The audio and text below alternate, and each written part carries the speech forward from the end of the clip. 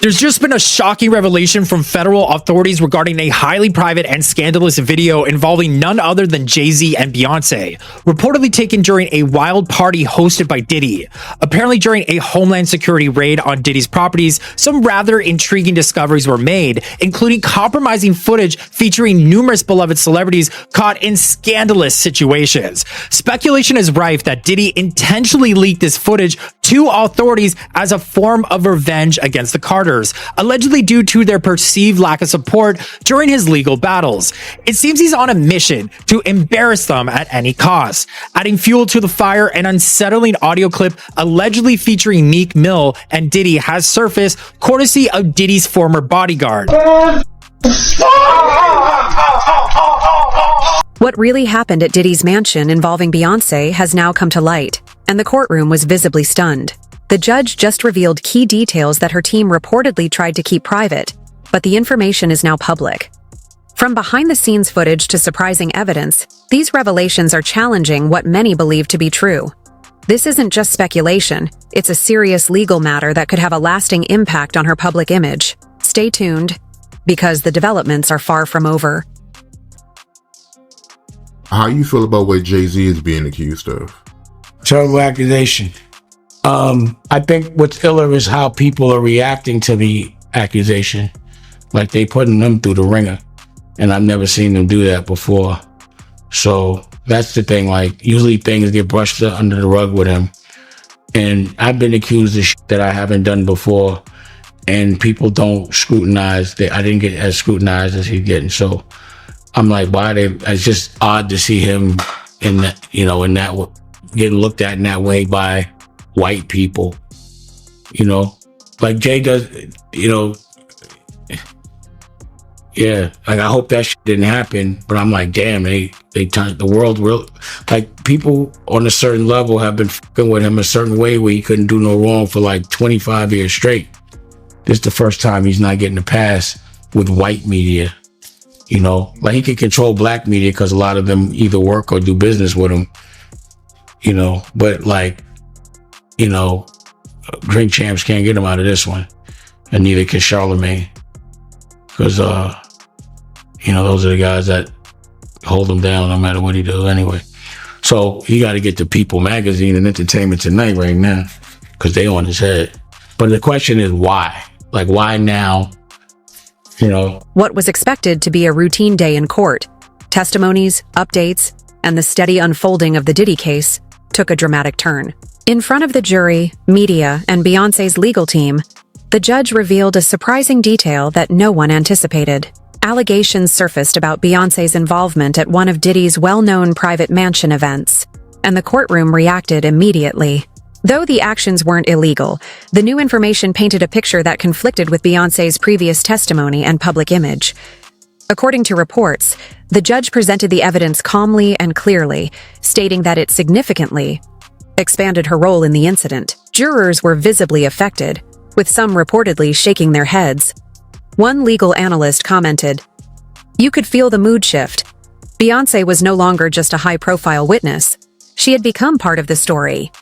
Her legal team objected strongly, claiming the evidence was taken out of context, but the judge dismissed their concerns, stating the material was already in the record and could not be withdrawn. To the latest in the lawsuit against Jay-Z, accusing him and Sean Diddy Combs of raping a 13-year-old girl at a party. A federal judge ruling the woman alleging the attack can remain anonymous. Morgan Norwood has the details. Morgan, good morning. Whit, good morning. From the moment this case was filed, Jay-Z's legal team fought to get it dismissed, arguing that the woman accusing him must reveal her name. But this morning, a judge ruling she doesn't have to, at least for now. The judge also had some sharp words for its lawyers, calling them out for their aggressive filings and personal attacks and asking them to tone it down. This morning, a legal victory for the woman who is suing Jay-Z for allegedly raping her when she was 13. A federal judge ruling the woman can proceed with the case while remaining anonymous, at least for now.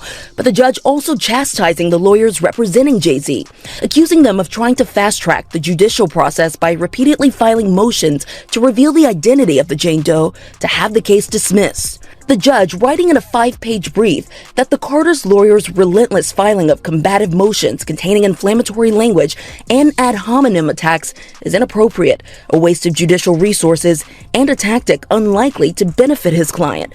The court will not fast-track the judicial process merely because the counsel demands it. This latest legal twist coming after the recently filed civil lawsuit by Jane Doe. The judge's message was unmistakable. Fame does not place anyone above accountability. What came next wasn't just about a celebrity attending a high-profile event. It pointed to a more direct role in how the evening at Diddy's mansion unfolded. This revelation raised a critical question. What exactly did Beyoncé do that surprised everyone? According to insiders and courtroom-reviewed footage, Beyoncé wasn't just another guest.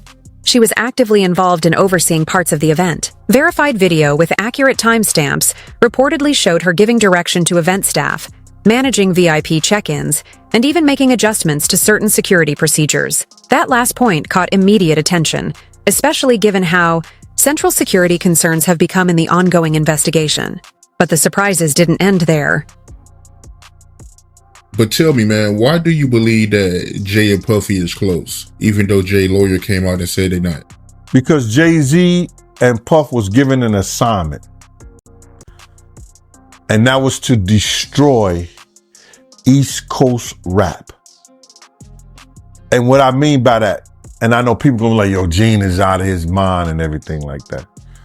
Check this out, brother. Is that New York rappers was getting 800 to 1.2 million, or some larger than that, and sign with labels back then. And they was getting a lot of money to make albums and records. When they had guys down south that these labels was paying $250,000, $300,000 on record deals, and these guys was bringing back platinum albums and everything like that. So what they had to do was they had to keep New York rappers down.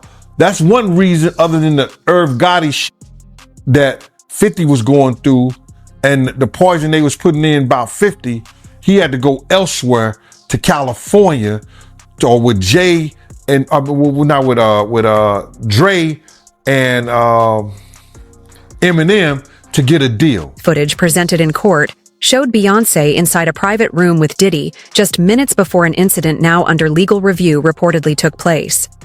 That specific room, previously described as restricted to most attendees, has been referenced in multiple witness testimonies.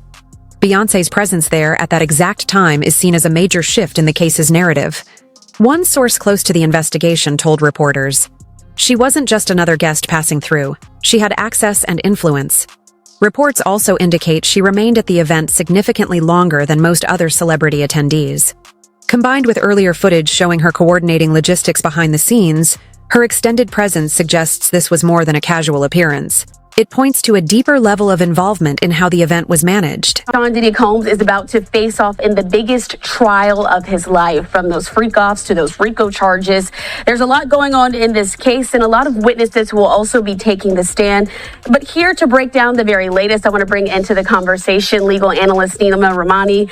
Nima, thanks so much for being with us here on Knife Now from Fox. Of course, Christina, excited for next week. And it's been a trial that we've been continuing to follow here over the last few months and really over the last year as those developments have still tried to come into our newsroom. But let's start with the very basics. Something that came out this week. Diddy formally declined the last plea deal that he was offered. Again, we know court is set to begin on Monday. Was this an expected move for him to turn down that final plea offer? Christina, it was expected. And the judge in the case, Judge Subramanian, asked Diddy, did you decline and reject the government's offer? And the reason is it's the defendant's right to a speedy trial. And the judge wants to make sure that he is making a knowing and voluntary decision to push the case to trial, because obviously there's a benefit to pleading. Usually you get a reduced sentence. I still think it would be double-digit years in federal prison under any plea deal. With this new perspective, legal experts are now re-examining everything Beyoncé stated in her initial testimony, raising serious questions about her credibility. The implications are significant. This isn't just about how the public views her. It could also have legal consequences.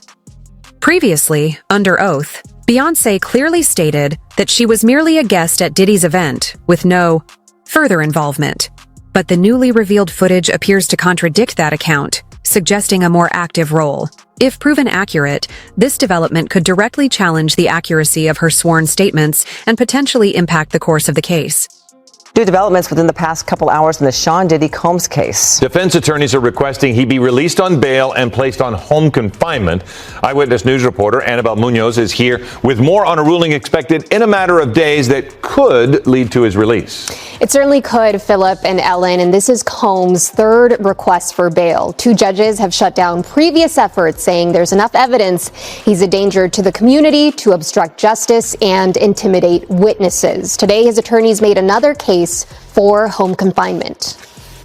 Family members of music mogul Sean Diddy Combs arrived at a federal courthouse in New York as his attorneys urged a judge to release Combs on a $50 million bond.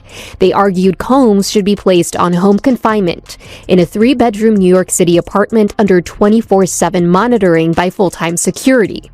The prosecution argued Combs nor private security could be trusted to comply with the court. The judge did not immediately rule and says he will have a decision next week. This comes just days after the filing of 5 new civil lawsuits against Combs by men and women. Legal experts are describing this as a textbook case of material misrepresentation, when a testimony omits or downplays key facts in a way that could mislead the court.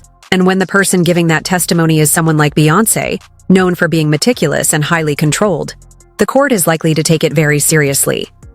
A senior trial analyst explained to one outlet, if Beyoncé testified that she had no operational role and the footage suggests otherwise, the court must consider whether it was an honest mistake or a deliberate misstatement. While her actions may not have been illegal, the inconsistency itself is what matters. If the court concludes that her testimony was crafted to create distance from the event's planning or execution, she may be asked to clarify her statements, or potentially face consequences for not being fully truthful under oath. Reports now indicate that the judge is reviewing whether her testimony should be reevaluated, which could lead to a second round of questioning under stricter scrutiny. In the meantime, let's go back to New York City. Want to get some updates on the case that is unfolding there regarding Sean Diddy Combs. These were the courtroom sketches. Just today, we're turning our attention now there, the sex trafficking case against Diddy and the possible resentencing of the Menendez brothers in Los Angeles. We'll get to that in just a moment here, but let's focus our efforts on New York. We want to get to these headlines in both cases, and we're going to do that with our friend Nima Rahmani, former federal prosecutor and legal analyst. He joins us. Nima, good to see you, and thanks for being with us here. You were tweeting about the Diddy case today. There was an emergency hearing called this afternoon at the courthouse in Lower Manhattan, the judge ordering the prosecution to turn over its findings from a jail cell raid, Diddy's jail cell, just yesterday. What were the contents of those raids? Well, apparently, according to the defense, they're legal documents. The government's saying no, on the contrary, they're just some handwritten notes and a calendar. And what the judge did, Judge Subramanian, is he ordered the prosecution to destroy their copies. He kept copies, and he's going to review them in chambers or in camera. And one of two things will happen. Either the defense is right. That possibility became even more likely after observing the jury's reaction to the latest revelation: shock, confusion, and complete silence. You don't need legal training to recognize body language, and in this case, it spoke volumes. As soon as the judge disclosed what Beyoncé was allegedly involved in at Diddy's mansion, several jurors visibly reacted. Some stiffened, others exchanged uncertain glances, and one reportedly leaned back, shaking their head, while another covered their mouth in disbelief. This wasn't quiet curiosity, it was genuine surprise. One courtroom source told reporters, the energy shifted immediately. You could sense the jurors' confusion, as if they were trying to understand how they missed this. And that shift matters. Jurors are the ones who determine credibility. And if they begin to view a witness, especially a well-known figure, as inconsistent or unreliable, it can significantly alter how the entire case is perceived. Jury selection for the criminal trial of music mogul Sean Diddy Combs started today in New York City. The rapper and producer faces multiple charges, including racketeering, conspiracy, and sex trafficking. Prosecutors allege Combs was the mastermind behind a years-long operation to sexually abuse women. He denies any wrongdoing and rejected a plea deal that could have resulted in a lighter sentence. He faces life in prison if convicted. We're joined now by Gina Barton, investigative reporter for USA Today. Thanks for being with us, Gina. So jury selection started today. What are you hearing from your colleagues in the courtroom about how hard it's going to be to find people to serve on this case? The judge has estimated that it'll only take 3 days to pick a jury, but from how slowly things are going, it may take longer. They're interviewing each juror separately and individually. They have 150 people that they called in. One of them, they spoke to a single person for about 25 minutes. So it could take quite a while to find 12 jurors and some alternates. This development also raises a key question. Will Beyoncé be required to return to court to clarify her earlier statements? If the jury no longer views her as a neutral or fully credible witness, the court may feel compelled to recall her for further testimony under oath. But the impact goes beyond the courtroom. It also reshapes public understanding of Beyoncé's true relationship with Diddy, one that has long been perceived as distant and professional. For years, their connection was seen as limited to a few public appearances, occasional collaborations, and industry events, strictly business. However, these new revelations suggest a far deeper behind-the-scenes relationship than previously known, one that may now be central to understanding the broader context of the case. Diddy's nervous. That's what he told the judge on day one of his federal sex trafficking trial in Manhattan. We're only on day one of what's expected to be a long trial, and around 90 minutes in to the jury selection process, Diddy asked for a bathroom break. The judge said, "Are you sure you need one?" And Diddy raised up his hand a little bit and said, "Your Honor, I'm feeling a little bit nervous right now." So that's a glimpse into the mindset of someone who's on trial for federal sex trafficking and racketeering charges that could send him to prison for life. Kanye West, Kid Cudi, Michael B. Jordan. Those names were on a list of possible people whose names might come up at some point during what's expected to be an action-packed 2-month trial. At the beginning of a trial like this, the jurors are given a chance to say if they have any sort of association or any sort of feeling about any of those people that would make them an impartial person or would make it so they couldn't judge fairly the case. The lengthy jury selection process has begun. We're talking about shared event, staff, crossover stylists, joint business managers, and appearances at each other's most private gatherings. Some insiders even say their legal teams have had overlapping connections for years, quietly working behind the scenes to protect shared interests. One industry veteran told a blogger, "People forget how small this circle is. Diddy and Beyoncé didn't just attend the same parties, they helped create them." The mansion night was just one example. There are at least 3 other private events on record where Beyoncé's name appears alongside Diddy's, not as a guest, but in event planning materials. Suddenly, the "I was just there" defense starts to lose credibility. This changes how people see her. The public has always viewed Beyoncé as a perfectionist who kept a clean image and maintained distance, but now that distance doesn't seem so clear-cut anymore. Sean Diddy Combs has been sitting in federal prison for 8 months, and it is a lousy prison. And I got to tell you, there is a world where people look at the indictment against him and look at the case as we know it at this point and say, wow, has this guy been overpunished to this point? But now it will begin in earnest on Monday, okay? And we're going to see whether or not the government has the ability to show charges that will have made it a huge mistake for Combs to not take a deal.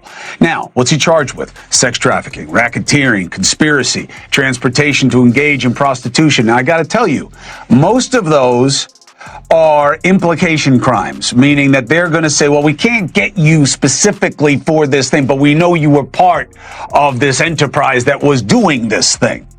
If convicted, he could face life. He probably could have gotten a deal.